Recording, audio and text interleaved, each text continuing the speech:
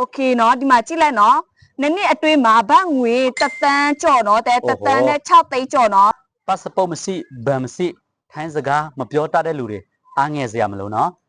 ကျွန်တော်တပည့်ဒီမှာကြည့်လိုက်နော်ဒီညီမလေးပေါ့နော်သူလည်း passport မရှိဗန်မရှိထိုင်းစကားလည်းမတတ်ဘူးဘန်ကောက်တက်လာစပဲနော်ကျွန်တော်လက်စစ်လုပ်နေတဲ့ဒီ software ထဲမှာသူလည်းကျွန်တော်ကိုရိုးကြည်နဲ့ဝင်လာလောက်တယ်ဝင်လာလောက်တော့နော်နှစ်အတွင်းမှာဘတ်ငွေဘယ်လောက်ရလဲတရက်ကိုသူ့ရဲ့ဘတ်ငွေဘယ်လောက်ရလဲဆိုတာကိုမိတ်ဆွေတို့ပြပေးမယ်ဒါကြောင့်မို့နော်ဒီဗီဒီယိုတစ်ပုဒ်ကိုအစနဲ့အဆုံးထိကြည့်သွားပေးပါနော်ညီမလေးနှစ်အတွင်းမှာညီမလေးဘယ်လောက်ရလဲဆိုတာကိုအခုကြည့်နေတဲ့ပရိသတ်တွေကိုတစ်ချက်လောက်ပြပေးလို့ရမှာလားပြပေးမယ်နော်ဒီမှာတစ်ချက်လာကြည့်နော် Okay နော်ဒီမှာကြည့်လိုက်နော်နှစ်အတွင်းမှာဘတ်ငွေတက်တန်းကြော်နော်တက်တန်းနဲ့6သိန်းကြော်နော်ဟုတ်တက်တန်းနဲ့6သိန်းနော်တက်တန်းနဲ့6သိန်းတွေ့တယ်ဟုတ်ပြီးခဲ့တဲ့လတော့ဘယ်လောက်ရလဲပြီးခဲ့တဲ့လဒီမှာတဲ့4400ကျော်ဒီမှာ4000ဘတ်ငွေ4000ကျော်ဒီမှာဒါမထောက်ရသေးဘူးဟောမထောက်ရသေးဘူးနော်ဒါမထောက်ရသေးဘူးနော်တွေ့တယ်ဟုတ်ဒါကတော့ပြီးခဲ့တဲ့လတော့ဘတ်4000ကျော်နှစ်အတွင်းမှာတက်တန်းအတွင်းမှာတက်တန်းကျော်ပေါ့နော်16သိန်းပေါ့နော်ဘတ်ငွေ16သိန်းနော်ဒါသူ passport မရှိဘူးထိုင်းစကားမပြောတတ်ဘူးဘန်မရှိဘူးသူဝင်လာတော့လောက်တော့နော်လမ်းစေးတော့မကြည့်သေးဘူးဝင်လာလောက်တော့ပေါ့နော်အခုဆိုရင်သူစူးစမ်းလို့သူရပြီပေါ့နော်အခုကြည့်နေတဲ့မိတ်ဆွေတို့လည်း passport မရှိဘန်မရှိလဲအားငယ်စရာလိုလားမလိုဘူးလို့ကျွန်တော်ထင်တယ်ပေါ့နော်ဒီညီမလေးတော့မှ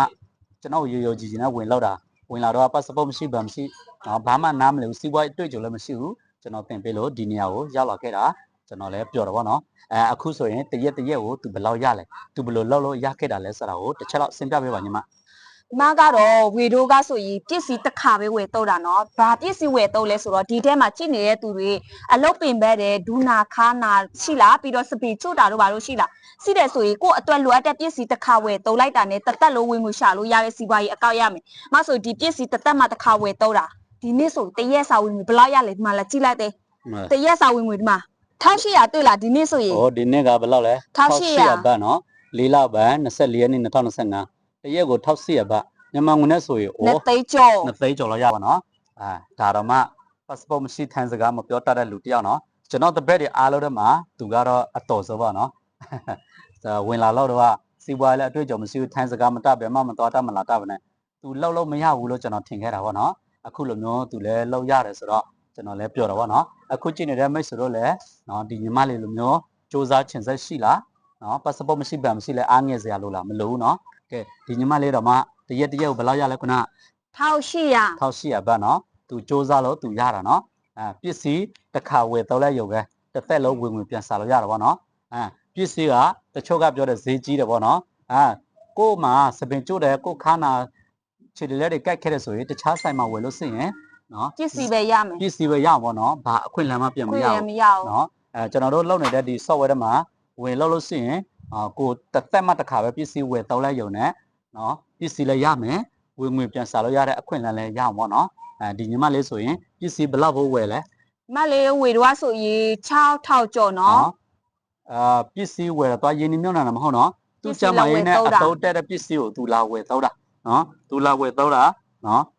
ကိုမှခါနာတယ်ဒါမှမဟုတ်စပင်ကျွတ်တယ်ဆိုဒီဆေးနော်ကျွန်တော်တို့ဝင်တော့ဆိုဆေး၄ဘူးသူလည်းဆေး၄ဘူးပဲဝယ်တာနော်တမျိုးတစ်ဘူးပေါ့နော်ဆေး၄ဘူးပဲဝယ်တာနော်ပစ္စည်းလည်းရတယ်အခွင့်အလမ်းလည်းရတယ်အဲ့ဒီရလာတဲ့အခွင့်အလမ်းကိုပြန်စူးစမ်းပေါ့နော်ပြန်စူးစမ်းလို့ဒီလိုမျိုးရလက်တွေရလာတာဖြစ်ပါတယ်ပစ္စည်းလိုက်ပို့ရလားညီမလေးပို့စားမလို့နော်ပစ္စည်းလိုက်မပို့ရဘူးဈေးလည်းရောင်းရလားမရောင်းရဘူးမရောင်းရဘူးနော်အခန်းထဲမှာရောတိုးလောင်ထားရလားတိုးလောင်စရာမလိုဘူးနော်အခန်းထဲမှာလည်းတိုးလောင်စရာလည်းမလိုဘူးကိုလက်စီအလုံးနဲ့လည်းတွဲလို့မရဘူးလားရတယ်နော်လက်စီအလုံးလည်းတွဲလို့ရတယ်နော်အခုကြည့်နေတဲ့အကိုတွေအမတွေမိတ်ဆွေတို့ကနော်တကယ်လှုပ်ချင်တာပဲဖြစ်လေးလာချင်တာပဲဖြစ်လာပြီးတော့ join လုပ်ရပါတယ်နော်ဒီဗီဒီယိုတစ်ပုဒ်ကိုအစနဲ့အဆုံးထိကြည့်သွားပြီးတော့တကြောက်ကိုကျေးဇူးအများကြီးတင်ပါတယ် okay နောက်ဆက်